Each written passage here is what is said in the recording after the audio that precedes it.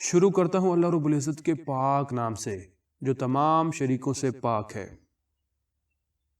سہاگ رات کے دوران یہ غلطیاں کبھی نہ کریں، ورنہ شادی کا آغاز جمع بالجبر سے نہیں ہونا چاہیے، کیونکہ اکثر زبردستی قربت سے نہ صرف ذہن پر غلط اثرات مرتب ہوتے ہیں بلکہ جسمانی تکلیف بھی ہوتی ہے۔ ان دشواریوں کا نہ ہی کسی ادیب نے اپنی کہانی یا ناول میں ذکر کیا ہے اور نہ ہی کسی شاعر نے پہلی رات کے گن گاتے ہوئے ان کی طرف اشارہ کیا ہے۔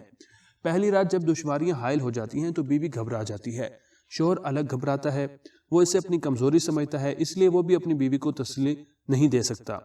نتیجہ یہ ہوتا ہے کہ شادی کے ابتدائی دنوں کی ساری شوریت ختم ہو جاتی ہے اور دونوں جو خواب دیکھتے ہیں ان کا خون ہو جاتا ہے۔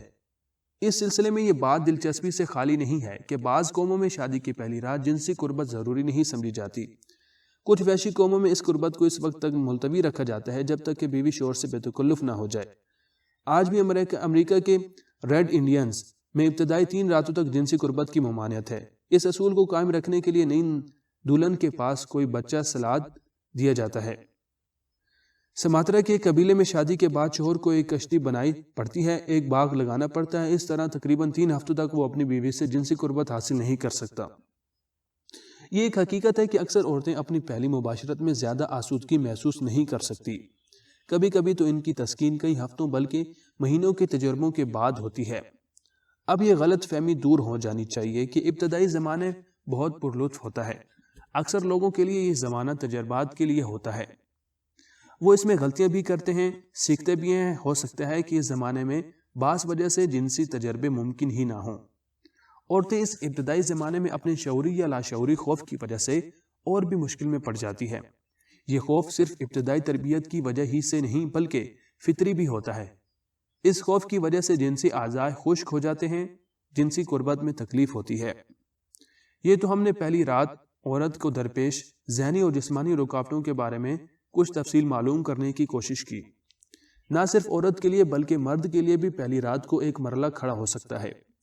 اکثر و بیشتر نوجوان جنہیں پہلی بار عورت کا صحیح قرب میسر ہوتا ہے وہ گھبراہٹ یا لا علمی کی وجہ سے منزل ہو جاتے ہیں یا پھر انہیں تحریک ہی نہیں ہوتی۔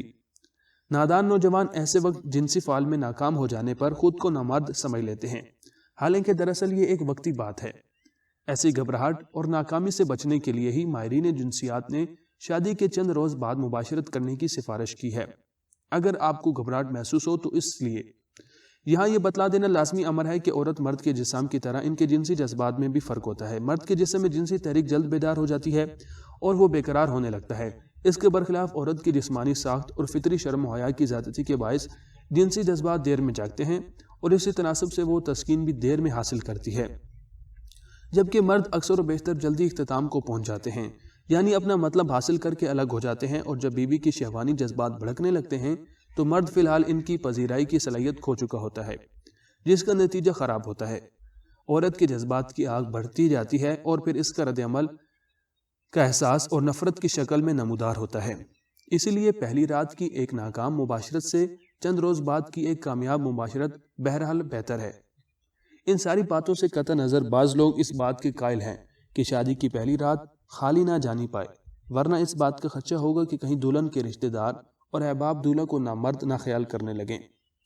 لیکن اگر ہم منظر غائر دیکھیں تو مرد میں کہ یہ اظہار بالکل ایسا ہی ہے کہ کسی نے کھانا سامنے آتے ہی اس پر ہاتھ دے مارا اور نتیجے میں منہ جلا بیٹھا، حالانکہ تھوڑے سے توقف کے بعد اطمینان سے بھی کھایا جا سکتا تھا۔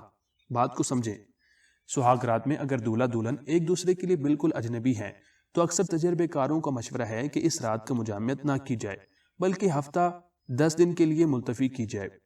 ہاں، اگر دولہا دلہن میں پہلے کی جنسی شنائی ہے تو سمجھیے یہ لائسنس یافتہ ہیں، ان پر کوئی روک نہیں، یہ بلا خطر مصروف کار ہو سکتے ہیں۔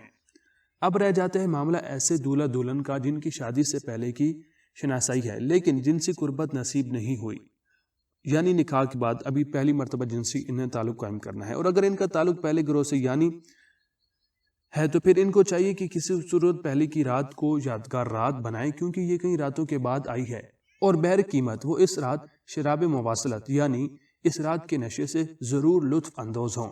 لیکن اس ضمن میں اس بات کا خیال رکھنا لازم ہے کہ جنسی ملاپ اپنی نوعیت کے اعتبار سے ایک جسمانی تجربہ بھی ہوتا ہے اور ایک جذباتی تجربہ بھی، اور اس میں شہوانیت جذباتیت دونوں کے عناصر شامل ہوتے ہیں۔ جنسی ملاپ کے لیے جسمانی طور پر تیار ہونے سے پہلے عام طور پر ایک عورت کو دل لگی، مذاق، خوشامد، چوما چاٹی، ناز برداری، جسمانی رگڑ، جسمانی دراز دستی اور مساج کے ایک دور کی ضرورت ہوتی ہے۔ در حقیقت اس ابتدائی چھیڑ چھاڑ اور دل لگی کا ایک حیاتیاتی سبب بھی نظر آتا ہے، کیونکہ یہ حیوانی زندگی میں جنسی ملاپ سے پہلے خاص حد تک مشاہدے میں آتی ہے۔ جی ہاں، آپ جانوروں کو بھی دیکھیں تو وہ بھی پہلے کچھ کرتے ہیں، فور پلے کرتے ہیں، کہ حیوانات میں مباشرت کے اس وقت تک امکان نہیں ہوتا جب تک کہ ایک مادہ اپنے نر کو از خود با رضا قبول نہیں کر لیتی، اور اس کے قبول کرنے سے پہلے ایک نر کے لیے ایک مادہ کا پیچھا کرنا اور اس کو راضی کرنا لازم ہوتا ہے۔ اور یہ صرف لبنات اولا یعنی گوریلوں اور انسانوں ہی کی بات ہے کہ ان میں ایک مادہ سے اس کی خواہش نہ ہونے کے باوجود بھی مباشرت ممکن ہوتی ہے۔ چونکہ پہلی مباشرت عورت کی زندگی کا سب سے اہم واقعہ ہوتی ہے، اس لیے خاص اہتمام کی ضرورت ہوتی ہے۔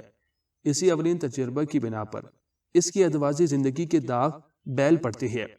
اگر یہ تجربہ اس کے لیے کامیاب رہا اور معجب مسرت ہوا تو یہ سمجھنا چاہیے کہ اس کے اثرات آئندہ زندگی پر بہت اچھے گزریں گے۔